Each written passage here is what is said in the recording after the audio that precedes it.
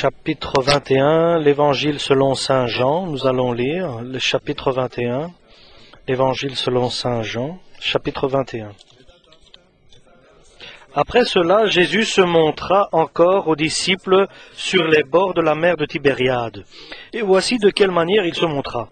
Simon-Pierre, Thomas, appelé Didyme, Nathanaël de Cana en Galilée, les fils de Zébédée et deux autres des disciples de Jésus étaient ensemble. Simon-Pierre leur dit, « Je vais pêcher. » Ils leur dirent, « Nous allons aussi avec toi. » Ils sortirent et montèrent dans une barque, et cette nuit-là, ils ne prirent rien. Le matin étant venu, Jésus se trouva sur le rivage, mais les disciples ne le savaient pas que c'était Jésus. Jésus leur dit, « Enfants,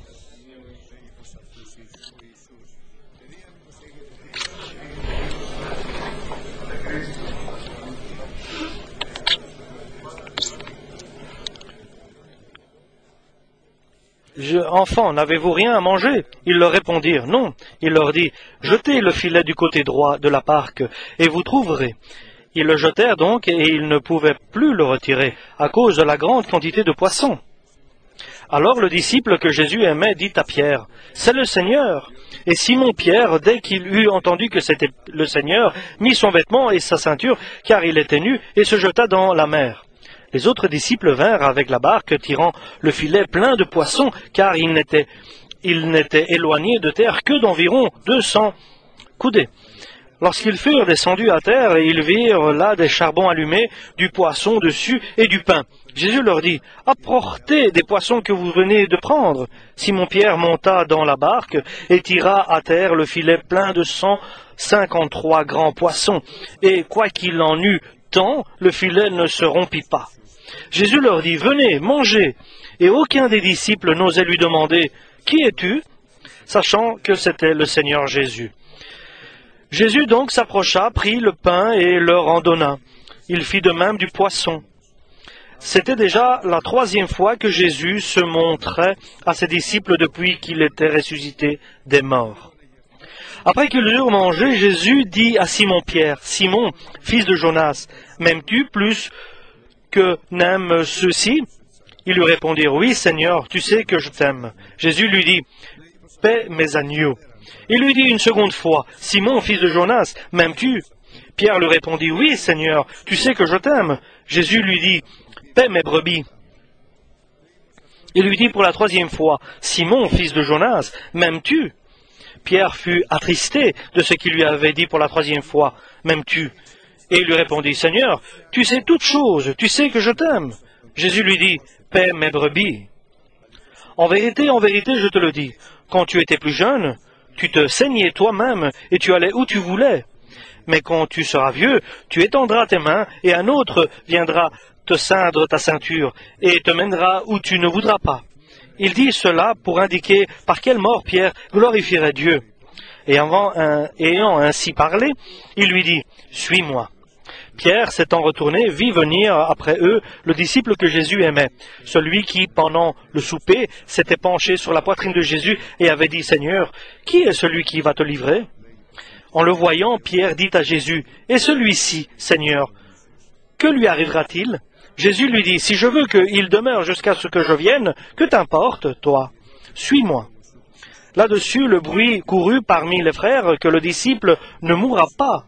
Cependant, Jésus n'avait pas dit à Pierre qu'il ne mourra pas, mais si je veux qu'il demeure jusque lorsque je vienne, que t'importe? C'est ce disciple qui rend témoignage de ces choses et que les a écrites, et nous savons que son témoignage est vrai. Jésus a fait encore beaucoup d'autres choses qui ne sont pas écrites en détail. Je pense que si on l'aurait fait, le monde n'aurait pas pu contenir ces livres-là. Amen.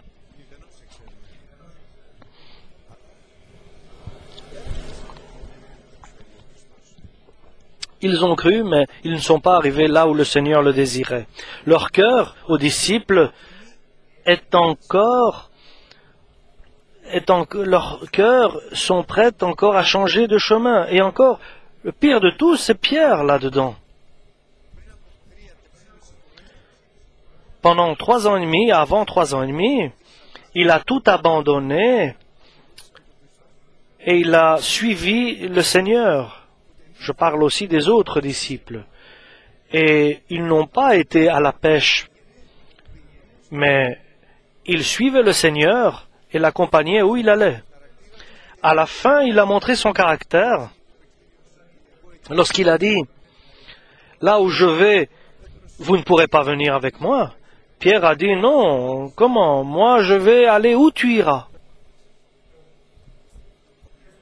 Et même à la mort, je vais venir avec toi. » Et le Seigneur lui a dit, « Pierre, le Satan a demandé pour vous mettre dans les épreuves, pour vous éprouver, et il va réussir à vous éprouver. Et il aurait réussi si moi, je n'aurais pas prié au Père. Mais moi, j'ai prié auprès du Père pour que ta foi ne s'en aille pas et qu'elle ne disparaisse pas. Parce qu'il y avait une possibilité que la foi de Pierre disparaisse, oui, une certitude même, si le Christ n'aurait pas prié le Père, avec une totale certitude. La foi de nous tous serait disparue si le Seigneur n'aurait pas intercédé auprès du Père pour nous. Il n'aurait pas transmis ses prières pour nous. Et le Seigneur, ceux qu'il a choisis, à cette époque-là, il choisit aujourd'hui aussi ses disciples. Et il vient avec une invitation personnelle à chacun. Comme il est vrai, nous sommes tous venus parce que le Seigneur nous a appelés. Et ce n'est pas vous qui m'avez choisi, mais moi je vous ai choisi, nous dit le Christ. Alors, pour nous tous, le Seigneur a la responsabilité devant Dieu, et notre combat contre le diable, c'est lui qui va le gagner et qui va le faire. C'est lui qui combat pour nous contre le diable, pour que notre foi ne s'éteigne pas et que nous marchions sur le chemin qu'il a préparé pour nous et que nous puissions nous faire des efforts sur l'œuvre qu'il nous a donnée à accomplir. Le Christ voit Pierre, il voit le cœur de Pierre et il connaît son cœur et il lit dans son cœur. Et là, à Tibériade, là au lac de Tibériade, et Jésus leur avait dit d'aller là-bas et je vais vous rencontrer là-bas. Et doucement, le cœur de Pierre commence à désirer, à vouloir aller à la pêche, aller pêcher des poissons. Et le moment est arrivé où les conditions étaient les propices et les meilleures pour aller pêcher. Il a perdu son combat. Il a perdu la direction du Saint-Esprit.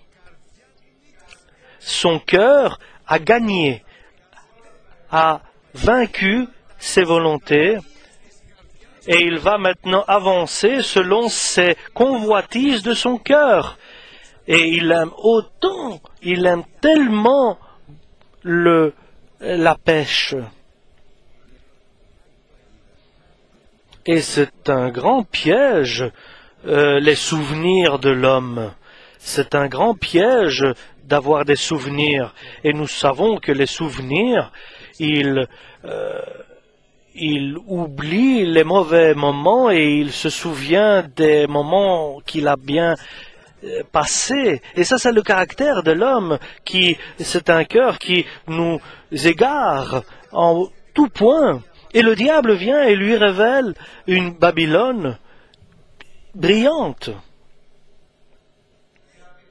Et il s'adresse au cœur de l'homme parce qu'il sait, donc le diable, il est écrit, et nous savons aussi que Dieu ne met pas dans la tentation à personne, il tente personne, mais l'homme est tenté par ses propres désirs et volontés convoitises, et le diable le sait. Et par les actes de Dieu, qu'est-ce que l'homme désire? Et il apporte cela devant l'homme, et dans les meilleures conditions. Et l'homme, il tourne son regard, il regarde, il observe, son cœur bouge, son cœur bat, sa chair se réveille, et lorsque le jour parfait vient, regarde quel temps il fait magnifique. Quelle nuit parfaite, combien de poissons nous allons prendre.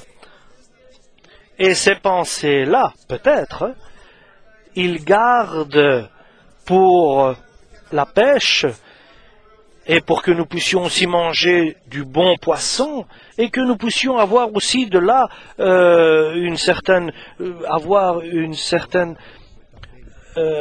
pouvoir retirer quelque chose de là-dedans, pouvoir les vendre et avoir de l'argent. Et nous voyons un Pierre qui a eu une révélation de la résurrection du Christ. Il connaît la parole de Dieu qui disait « Restez à Jérusalem jusqu'au jour où vous recevrez le Saint-Esprit ».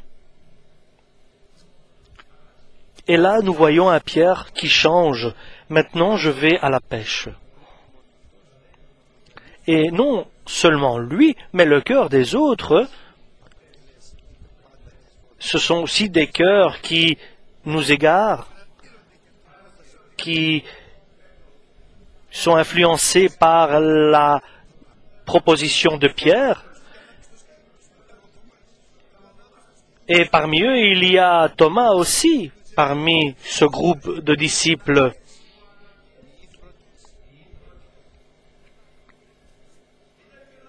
Il y avait aussi Nathanaël, auquel Dieu avait dit, voici un Israélien dans lequel il n'y a aucun péché. Et l'Écriture nous dit,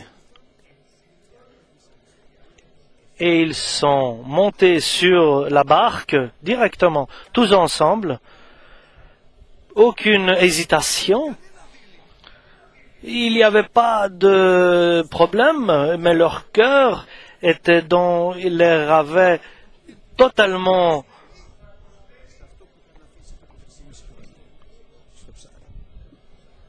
guidés vers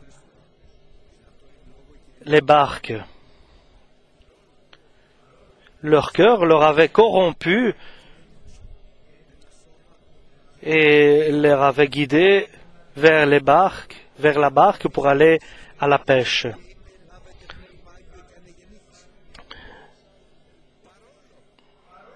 Et pourtant, le Seigneur leur avait dit, vers vous, pour vous est mes promesses, et pour tous ceux qui sont loin, pour tous ceux que le Seigneur va appeler, et ils ont pris un commandement du Christ de rester à Jérusalem. Qu'est-il arrivé et qui sont revenus en arrière? Et la réponse est, ce sont des hommes qui sont comme nous, qui ont les mêmes faiblesses.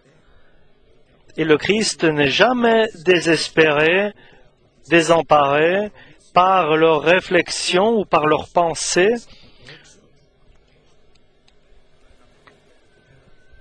Et le Christ n'est pas déçu, mais il agit et il œuvre pour eux.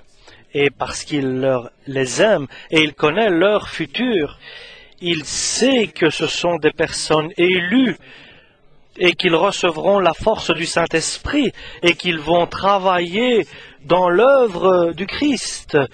Il sait qu'ils vont mourir pour la gloire de Dieu. Il sait tout, le Christ. Il sait aussi aujourd'hui. Ils ont entendu les promesses et le futur. Et la grande différence de Dieu, Père, Fils et Saint-Esprit, et avec nous, est que Dieu n'a pas de passé, de futur et de présent, mais pour Dieu, tout est un présent. Et nous ne savons pas séparer l'homme qui voit le passé, le présent et le futur. Le Seigneur connaît sa fin, et ça c'est important, la fin de l'homme. Celui qui va rester jusqu'à la fin sera sauvé, jusqu'au terme, et il les laisse. il les laisse dans leur liberté de choisir. Et en vérité, il leur laisse comprendre que leur choix va les guider toujours dans un échec, dans la déception et dans aucune qualité.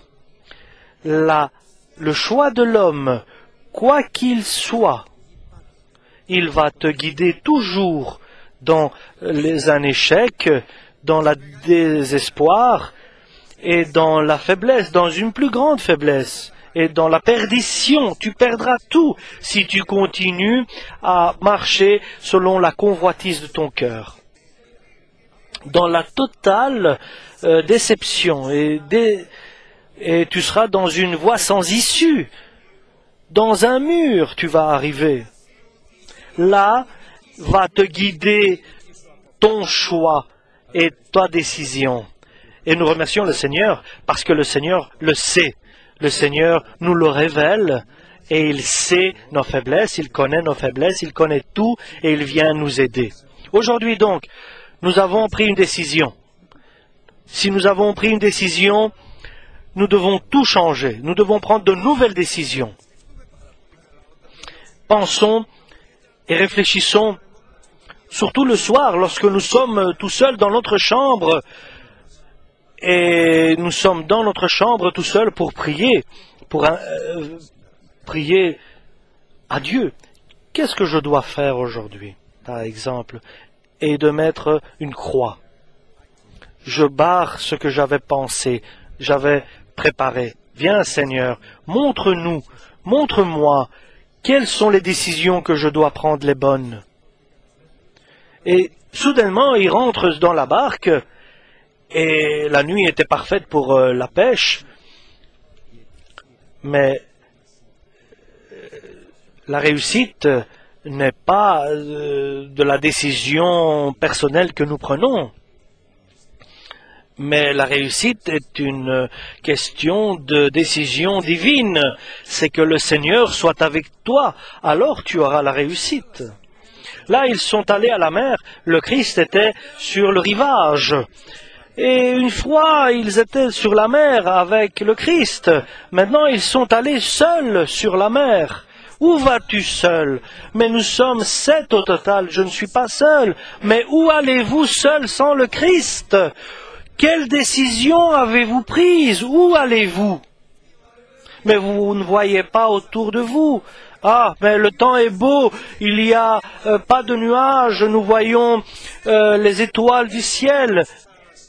Oui, j'ai beaucoup d'expérience comme pêcheur, mais c'est le Christ qui sait.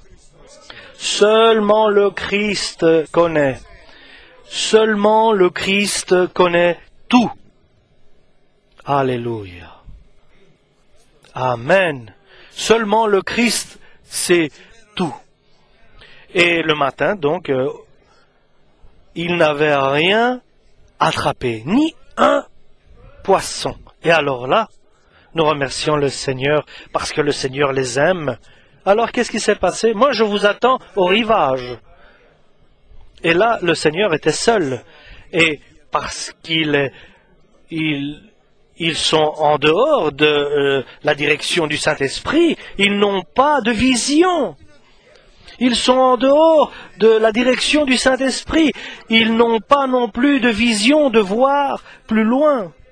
Et ils voient une personne et ils ne savent pas que c'est Jésus-Christ. Ils n'ont pas d'oreille pour entendre la voix de Jésus. Ils croient que c'est un étranger qui passe, un passant. Et il leur dit, Jésus leur dit, est-ce que vous avez attrapé quelque chose? Est-ce que vous avez quelque chose à m'apporter de ce que vous avez? Non, nous n'avons rien. Nous n'avons rien pu pêcher. Lorsque nous sommes sur la mer, lorsque nous sommes dans le monde, et lorsque nous aimons le monde et ce qui est dedans, alors nous n'avons aucune vision spirituelle. Et nous n'avons aucun discernement dans la voie du Saint-Esprit. Nous ne pouvons pas discerner la voie du Saint-Esprit. L'homme qui se trouve dans les convoitises de ce monde, il est parti, il est sorti, mais il est pourtant baptisé. Il est parti sorti du royaume de Dieu. Il est sorti du royaume de Dieu. Mais le Christ peut le ramener. Chers frères et sœurs, lorsque Dieu nous parle, il nous parle pas pour que nous soyons joyeux, et bien sûr cela va s'accomplir aussi, nous serons joyeux, mais pour que nous puissions comprendre et discerner notre situation personnelle. Il nous aime et il veut nous sortir de cette barque, il veut nous sortir de ce monde, il veut nous sortir de la mer, parce qu'il nous aime autant et rempli de poissons. Il ne permet pas qu'il soit avec des poissons, mais il leur dit, venez voir combien ma parole a de la force.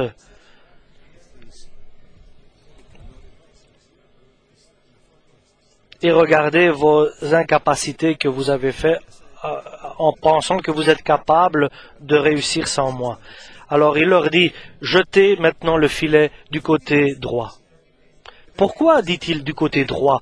Et il ne dit pas jetez vos filets où vous voulez. Parce que la parole de Dieu est précise, est bien détaillée, il ne laisse pas. Et la direction, les directives du Saint-Esprit sont justes. Ils doivent obéir exactement, se soumettre exactement à la volonté. Et ils n'ont pas dit quelle est la différence entre à gauche et à droite. Non, il y a une mer qui est la même. Et nous savons que le matin, personne n'attrape des poissons. Si le soleil se lève, les poissons disparaissent. Il n'y a pas moyen de pêcher, même si on jette des filets. Mais maintenant, ils ont entendu. Et c'est la grande différence. Et ils ont obéi aux propositions de Jésus. Ils ont un peu peut-être senti. Oui, ils avaient entendu. Retourne dans les profondes eaux. Ils avaient entendu cette parole par Jésus. Et ils avaient déjà rempli 2-3 barques. Et vous vous souvenez qu'ils étaient étonnés de cette grande... qu'ils avaient fait une grande pêche, beaucoup de poissons, ils avaient ramassé beaucoup de poissons. Et Pierre dit, sur ta parole, Pierre dit, puisque maintenant tu le dis, je vais le faire. Et il avait confessé, tu es le Fils de Dieu. Jean ici le reconnaît, il dit, c'est le Christ. Et lorsqu'ils ont jeté les filets se sont remplis de poissons.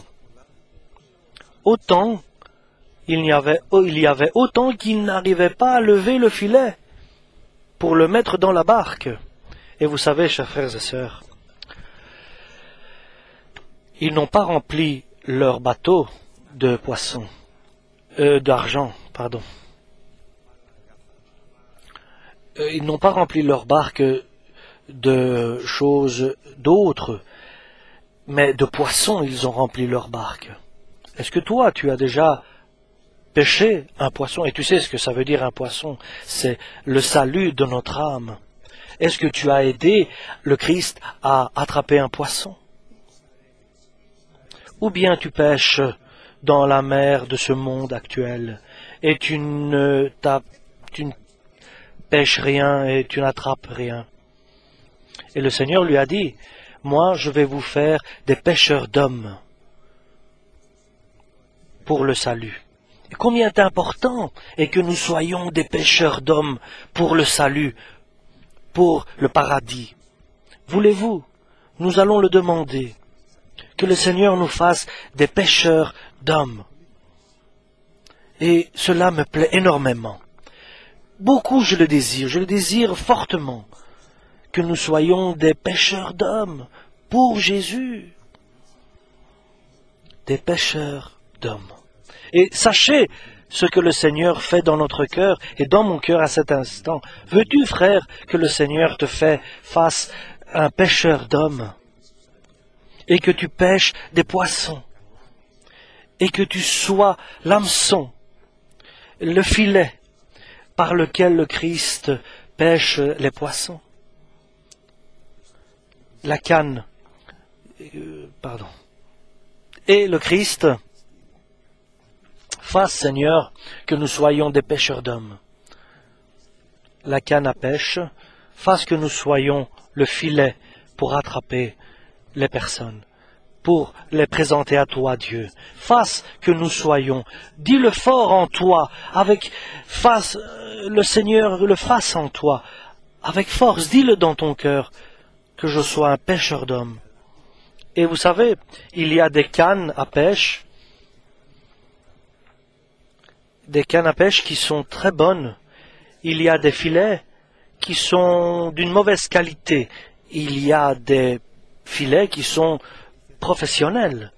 Et les filets professionnels sont utilisés par des professionnels. Fasse, Seigneur, que nous soyons un filet entre tes mains, et que tu le jettes, et qu'il se remplisse de poissons, et que tu jettes le fil, et que on puisse attraper du poisson. Et que je peux vous dire quelque chose d'autre. Qu'est-ce qu'il y a de plus grand de demander au Seigneur que ça? D'abord demander le royaume de Dieu et sa justice. Oui, mais fasse, Seigneur, que je sois aussi un pécheur. Il y a aussi beaucoup d'autres requêtes. Fasse que je sois un prêcheur pour que je puisse apporter quelqu'un à toi, te présenter, et fasse que je sois un pécheur entre tes mains et que je puisse amener des autres personnes à avoir le salut près de toi dans ton royaume. Fasse, Seigneur, fasse que toute l'Église, Seigneur, nous soyons des pécheurs pour ton nom, pour ta gloire, et que chacun de nous séparément, que nous soyons des pécheurs, et tout le reste ne nous intéresse pas. Oui, c'est bon que je prophétise, oui, c'est bon que je sois un prédicateur, mais il est important que nous soyons des pécheurs. Amen, amen, amen. Oui, Seigneur, fasse que nous soyons des pécheurs. Comme il a dit à Pierre, des pécheurs d'hommes. Que nous attrapions, que nous apportions à Dieu des autres personnes qui puissent glorifier ton nom, Seigneur. Et lorsque Pierre a compris que c'était le Christ, il s'est habillé et il est tombé dans l'eau. Et il avait un grand zèle, parce qu'il aime le Christ plus que les poissons. Oui, il avait été influencé, il a fait une faute, mais il comprend ce que signifie le Christ lorsqu'il a vu cette pêche miraculeuse. Et alors ils sont sortis vers l'extérieur, ils voient le Seigneur avec une braise allumée, et un poisson sur la braise qui est en train de griller. Est-ce que vous avez quelque chose à manger? Et ils sortent le filet, 153 poissons d'une qualité supérieure. Et je peux vous dire quelque chose.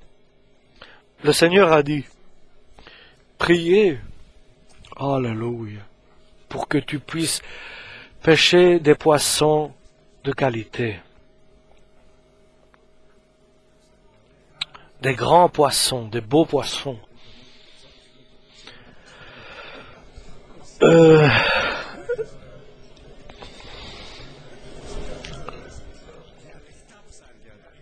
Nous devons choisir que le Seigneur nous permette que nous puissions pêcher des poissons de qualité. Ce sont des poissons de différentes qualités. Et bien sûr, pour nous, chacun a ses poissons. Nos enfants, nos femmes, notre femme, notre mari, nos amis, ce sont des poissons de sélection. Fasse, Seigneur, que nous soyons des pêcheurs. Et ils se sont assis et ils ont commencé à manger. Le meilleur, c'est lorsque nous ne parlons pas et que nous laissons le Seigneur agir. Si nous parlons, nous faisons beaucoup de fautes. Nous disons beaucoup de choses inutiles. Et lorsqu'ils ont mangé, ils s'adressent à Pierre, lequel est tombé le premier. Pierre est tombé le premier. Et si je pouvais être le premier qui tombe, le Seigneur dit à Simon, Pierre, est-ce que tu m'aimes plus que tout cela, toutes ces choses, tous ces jours que tu as passés, ton cœur battait pour la mer, pour la pêche. Aujourd'hui, là, tu as 153 poissons. Est-ce que tu m'aimes? Est-ce que tu m'aimes plus que ces choses-là, que ces poissons, de ta barque, de la mer, de la pêche, des filets? Pierre était tombé premier.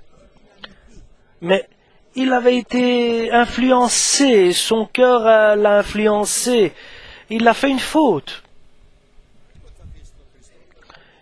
Il n'a pas dit qu'il va laisser le Christ, mais est-ce que c'est un péché d'aller pêcher?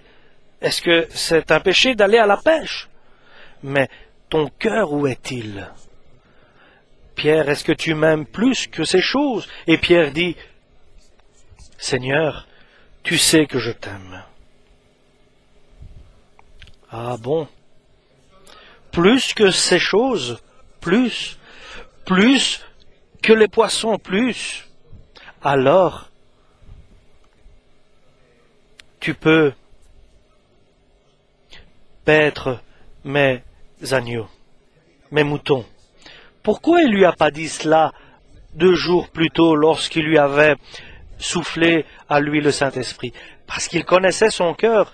Maintenant qu'il est là avec lui et qu'il doit choisir dans notre vie, et Jésus nous apporte dans notre vie à faire des choix. Nous devons faire des choix dans notre vie. Il y a là la pêche. Tout seul, et tu n'as rien attrapé.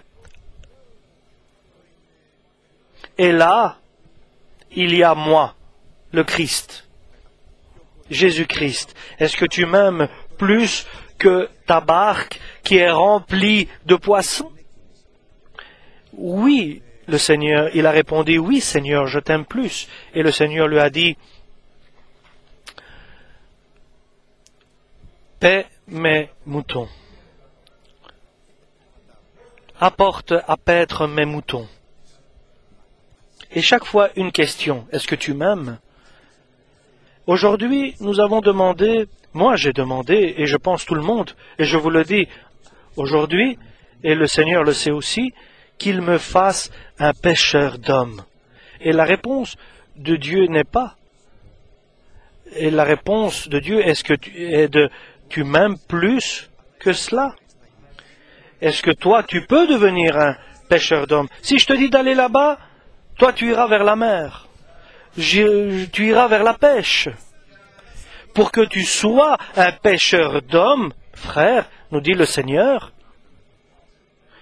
tu dois me suivre à moi, pas ton cœur, pas tes convoitises. Pour que tu deviens mon serviteur, tu dois me suivre à moi, pas tes convoitises de ton cœur. Vous devez être mes serviteurs et mes servantes. Et Pierre l'a compris. Et maintenant qu'il a compris, il peut lui dire les choses plus difficiles. Lorsque tu étais jeune, tu mettais ta ceinture et tu partais et tu allais où tu voulais. Mais lorsque tu vas vieillir, ils vont te lier les mains et ils vont t'amener là où tu voudras pas y aller. Et Pierre a compris. Le Seigneur lui a dit de quelle manière il va terminer sa vie. Prisonnier. Et il va être amené là où il ne voudrait pas y aller.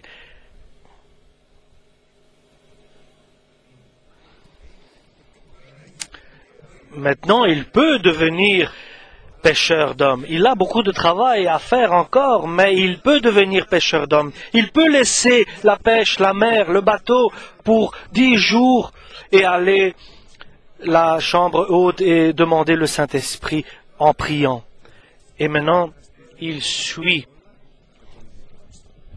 le Christ, et abandonne tout. Et il voit derrière lui, Jean le suit, le bien-aimé du Christ, lequel n'a pas parlé du tout. Et c'est le meilleur sermon. Il n'a pas parlé du tout, Jean. Il n'a rien dit.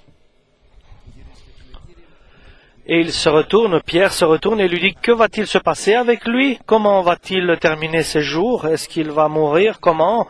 Ils vont le tuer? Comment va être son avenir?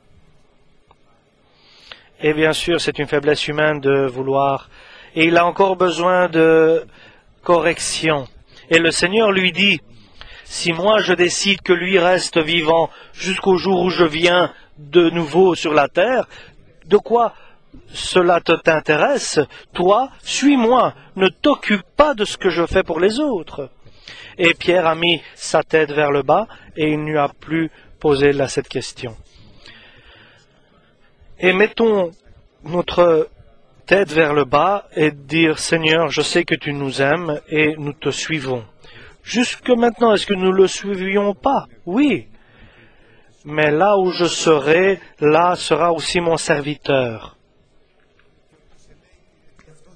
Et celui qui me serve, le Père va